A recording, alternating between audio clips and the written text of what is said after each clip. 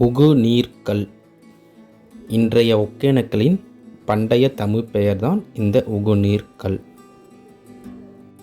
உகு என்ற தமிழ் சொல்லிற்கு உட்புகுந்து ஓடுதல் என்று பொருள். அடர்த்தியான மற்றும் கூர்மையான பாறைகளின் இடையே நீர் உட்புகுந்து செல்வதால் இந்த பகுதிக்கு உகுநீர்க்கல் என்று பண்டைய தமிழர்கள் பெயர் வைத்துள்ளனர். பண்டைய காலத்தில் தகடூர் என்று அழைக்கப்பட்ட இன்றைய தருமபுரி மாவட்டத்தை ஆண்ட அரசர் அதியமான் அவர்களின் கட்டுப்பாட்டில்தான் இந்த உகுநீர்க்கல் என்ற ஒகேனக்கல் இருந்தது. இன்றைய தமிழகத்தின் தருமபுரி மாவட்டம் பேவனூர் மலை எனும் பாதுகாக்கப்பட்ட வனப்பகுதிக்குள் கர்நாடக எல்லையை ஒட்டி காவிரி நதியின் குறுக்கே இந்த உகுநீர்க்கல் என்னும் ஒகேனக்கல் நீர்வீழ்ச்சி அமைந்துள்ளது.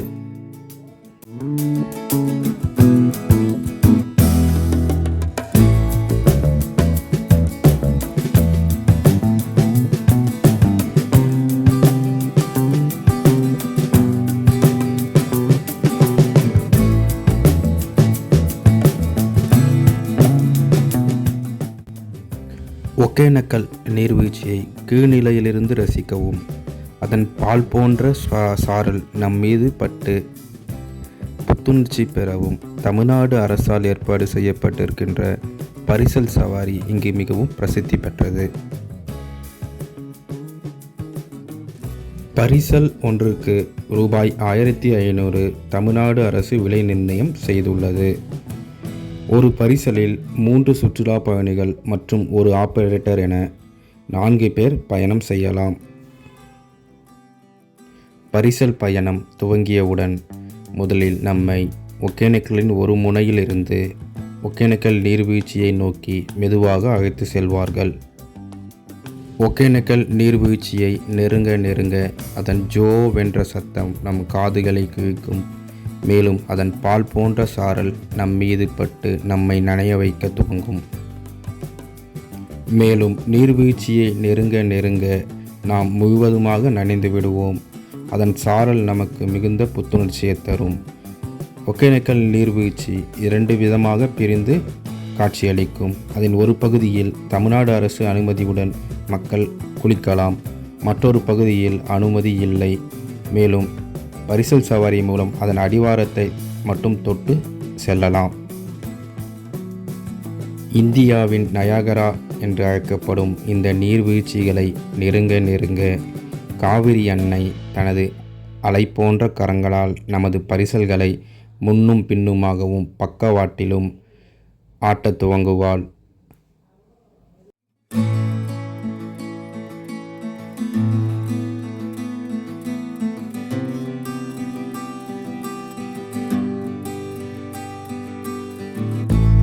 இந்த பரிசல் சவாரியின் போது பரிசல் மீது ஏறி நிற்கவோ அல்லது பரிசல்களை குலுக்கவோ அல்லது காவிரி ஆற்றில் பிளாஸ்டிக் பொருட்கள் மற்ற கழிவுகளை போடவோ அனுமதி இல்லை.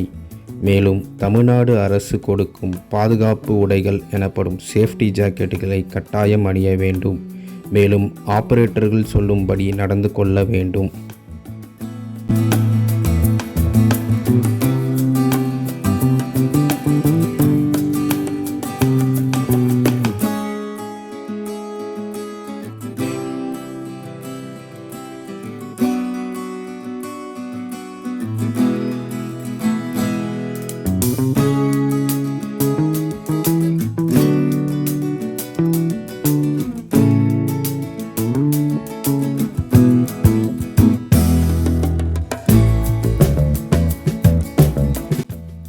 நீர்வீழ்ச்சிகளை கடந்த பின்பு ஆபரேட்டர் நம்மை மேலும் ஒரு அரை மணி நேரம் பயணம் செய்து மணல் திட்டு போன்ற இடத்திற்கு அழைத்து செல்வார்கள்.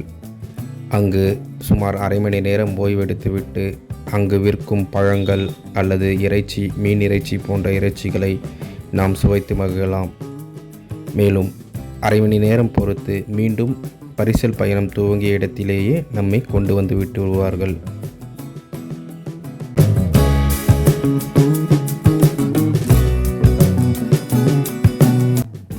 தமிழ்நாடு அரசு நீர்வீழ்ச்சிகளை மேற்புறத்திலிருந்து பார்க்கும் வண்ணமாக வழிவகை செய்துள்ளது. மேலும் எண்ணெய் குளியல் குளிக்கவும் வழிவகை செய்யப்பட்டுள்ளது. பாதுகாக்கப்பட்ட கம்பி வேலிக்குள் இருந்து நீர்வீழ்ச்சிகளை பார்க்கவும், தமிழ்நாடு அரசு அனுமதிக்கப்பட்ட இடங்களில் மட்டும் நீராடவும் அனுமதிக்கப்பட்டுள்ளது. மேலும் அங்கு விற்கும் மீன் இறைச்சிகள் மற்றும் போலி போன்ற உணவுகளை வாங்கி ருசித்து பார்க்கலாம். இந்த வீடியோ உங்களுக்கு பிடித்திருந்தால், மேலும் இதில் சொல்லப்பட்டுள்ள தகவல்கள் பயனுள்ளதாக அமைந்திருந்தால் இந்த வீடியோவை உங்களது நண்பர்கள் மற்றும் உங்கள் சொந்தங்களுக்கு பகிரவும், ஷேர் செய்யவும்.